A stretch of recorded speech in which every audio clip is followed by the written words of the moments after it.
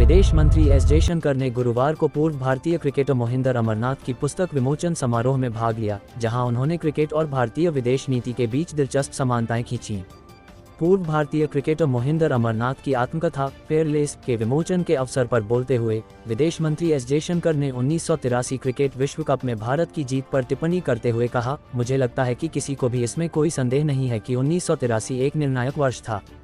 ये केवल निर्णायक वर्ष नहीं था, बल्कि निर्णायक वर्ष का मैन ऑफ द मैच था। एक समय पाकिस्तान ने इसे जीता और एक समय श्रीलंका ने इसे जीता, लेकिन क्रिकेट के इतिहास में यह इतना बड़ा निर्णायक वर्ष नहीं था, क्योंकि यदि आप 1983 के बाद विश्व क्रिकेट में भारत की भूमिका को देखें तो यह मौलिक रूप से बदल गया।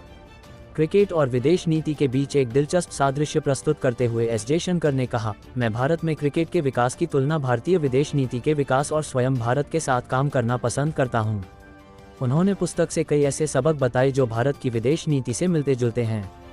पहली सीख यह है कि दुनिया में बहुत प्रतिस्पर्धा है, लेकिन सम्मान अर्जित किया जाता है।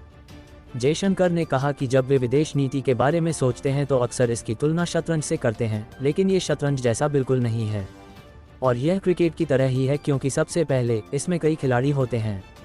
दूसरा, खेलने की परिस्थितियां बदलती रहती हैं। घर पर खेलना और विदेश में खेलना बहुत अलग है।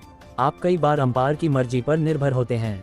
कई प्रारूप हैं और दिन के अंत में ये बहुत हद तक मनोविज्ञान पर निर्भर करता है। दूसरी टीम को मात देने की कोशिश करना, उनके दिमाग में घुसने की कोशिश करना।